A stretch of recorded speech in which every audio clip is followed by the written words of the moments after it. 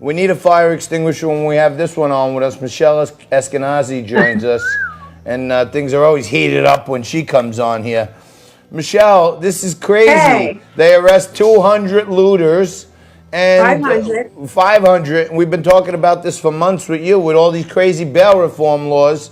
They're out in the blink of an eye for no money. So it's like a revolving door. What can we do? There's really nothing that we can do. I mean, my understanding is that 500 guys went through, or people went through, for burglary charges, and all of them were released. So, I mean, the only thing that people can do is either vote differently or call their local senators and say, "Hey, I really don't like what's going on. I don't feel safe. What are you going to do about it?"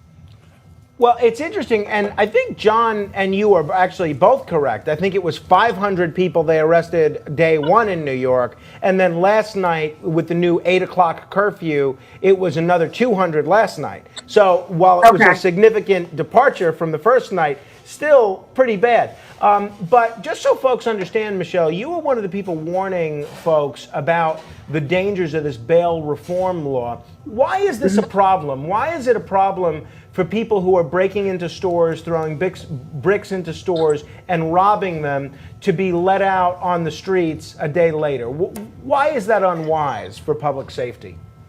I mean, the obvious answers are, people from New York know this. I mean, it's not really rocket science. I mean, the obvious answers are that, people that are recidivists, that have long criminal histories, that don't have any consequences, that commit crime for a living, essentially, when they know that there's no consequences, they're going to do more of their job, and it's their job to commit crime.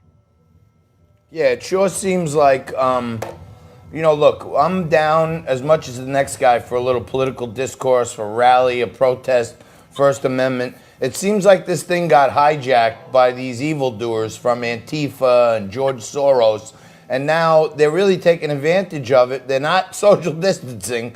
Corona's apparently gone, and they know, Right. hey, kids, don't worry about it. If you get in trouble, you don't have to call Michelle Eskenazi. You could just get out in a few hours. So it may not end.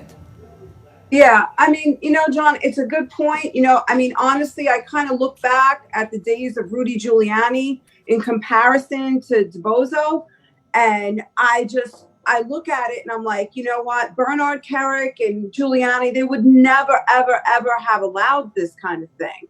And De Blasio and Cuomo are like, oh, I'm with the protesters, I'm with the protesters. That combined with no consequences is like their favorite salad.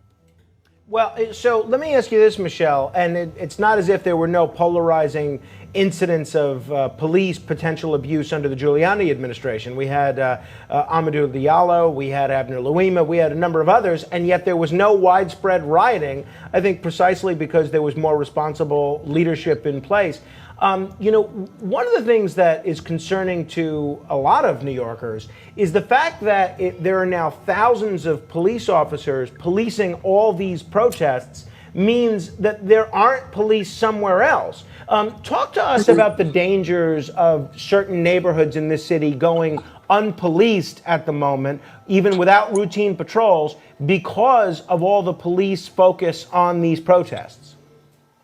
Yeah, I mean, it's difficult because what ends up happening is the domestic violence people and the people that really need, crime victims, the people that were just burglarized. I mean, and when the police are polarized somewhere else, level four, I mean, they just can't get to every domestic incident.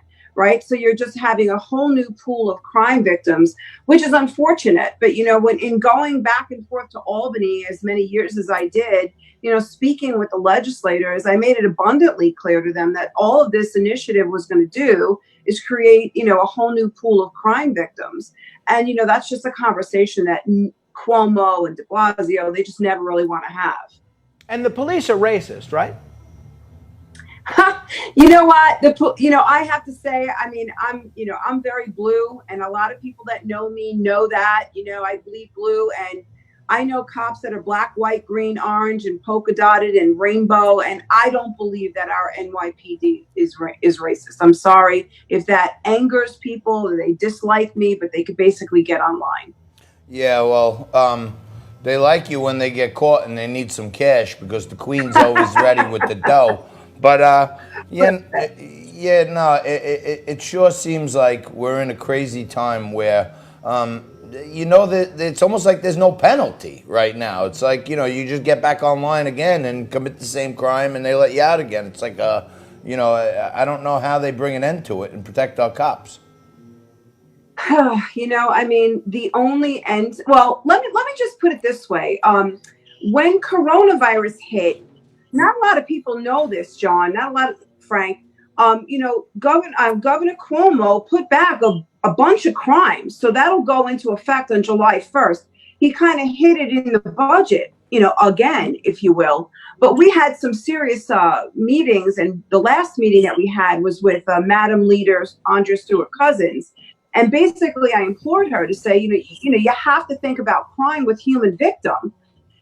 Forget about what the other side wants, reformer nation, Soros nation. I mean, you have to think about crime with human victim, and you cannot reward recidivists. So come July 1st, all the probation guys, the parole guys, the recidivist misdemeanants, that means the guys that constantly desecrate cemeteries once a week, those guys are going to be subject to bail again. Well, it's very interesting, Michelle. I've interviewed a number of inmate advocates and people that are in favor of doing away with cash bail entirely over the years. And they always say that the only reason more cities and more states haven't done what New York has done and what D.C. and I think a few other municipalities have done is because of you. Because the bail bond industry is so powerful as a lobby that, and the correction officers union is also powerful, that it won't allow the politicians to do what needs to be doing. If you are indeed so powerful, is there any legislation that John and I can get on your agenda that maybe you can take your substantial legislative heft to our lawmakers in Albany to lobby for? No, she doesn't want to help us. Crock, because I'm not that powerful. Well, no, I'm really not that powerful. It's just that I'm from Brooklyn and I just don't shut up. Well, you know what it is. It's not me being powerful. Well, in chess, the queen is the most powerful piece, if you ask me, because it can attack from all angles. So that's why I refer to you as the queen all the time. So she may have some secret powers that we don't know about. You know what I mean? Like I bet plays she does. it like, all humble, like I'm not that important. But meantime, maybe if they cut off her hair, she might lose some of her strength. You know what I mean? Because that's some serious hair right there. Something tells me that will have no impact on Michelle's strength. Yeah, that's never happening. Wasn't there some Greek thing about, they cut the guy hair and... Yeah, well, Samson, he's from the Bible. Yeah. From the Bible, yeah. One of those mythological, books or stories or something. All right, we lost Michelle Eskenazi. All right. We do have some pizza. So is this a microwave safe thing? Can I put this in the oven? This is a microwave safe thing. All right. This is, Michelle, you can't see it. Frank tried to warm up some pizza in my oven. No, I heard the whole story, Frank. And you got to get Michelle here next time. Just put the oven on.